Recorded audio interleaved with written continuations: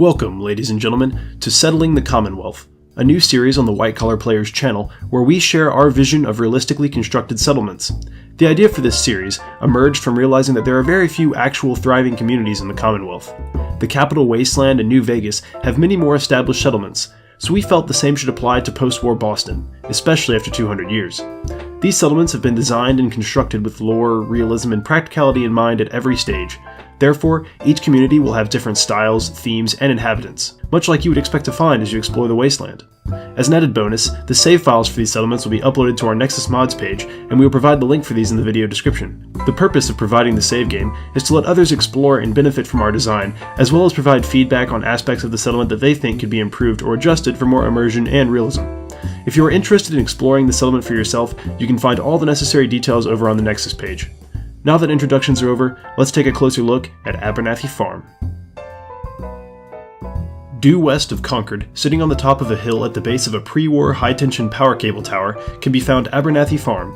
While the settlers here grow everything from mute fruit to potatoes, the settlement's real purpose is to catch the winds gusting up from the Walden Pond area and the river to the south.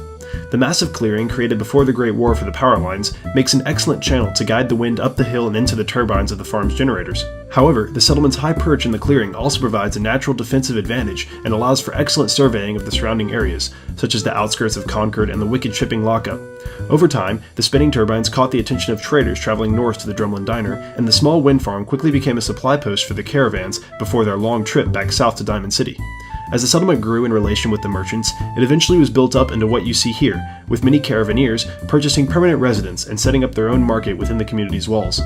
Now, Abernathy Farm serves as a well-defended and well-built power supply station for several of the northwestern Commonwealth settlements, such as the Drumlin Diner, by making use of the pre-war power lines. But its defensive capabilities and sizable enclosed area also make it an excellent spot for traders to restock and rest before the long haul back across the river. Abernathy Farm is home to 22 permanent residents. Some work in the market, some tend to the crops, and 7 of them are on full-time guard duty, providing a defense value of 30. 2 of those guards are stationed in the outer tower, which serves as a monitoring and defense post for the 10 wind turbines, which turn out 30 units of power, enough to completely power the settlement itself and to export to nearby communities. Because of the limited open space and isolation from water, Abernathy Farm has a small amount of food and water production, so it relies on the trade caravans coming from the south to supply those necessities. In the ramshackle marketplace, visitors can find a clinic, a general trader, an armor, clothing, and weapons merchant, and along with a barber. In a separate building, a facial reconstructive surgeon provides his services to those who might need to change their look. Inside the main building, a cook runs a restaurant to serve the guards and citizens of the community, as well as any travelers looking for a hot meal. There is also a small back room set up as an office for managing the operations of the farm and logging all the caravan traffic. It also serves as a control station for managing the power output and consumption of the settlement. The main building also houses all of the beds for the residents, but due to limited space, some of the accommodations are not exactly luxurious.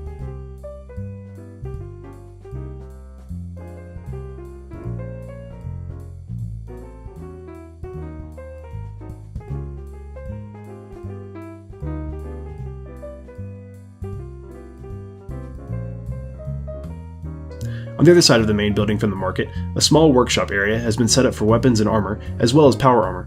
Because the settlement was built to accommodate the traveling caravans, the only entry points are 2 large gates opposite each other to allow the Brahmin trains to pass easily, but they are also well protected by the elevated guard positions. As an added bit of security, the guard posts have switches connected directly to a central siren, which can be used to alert nearby traders and the residents to approaching danger.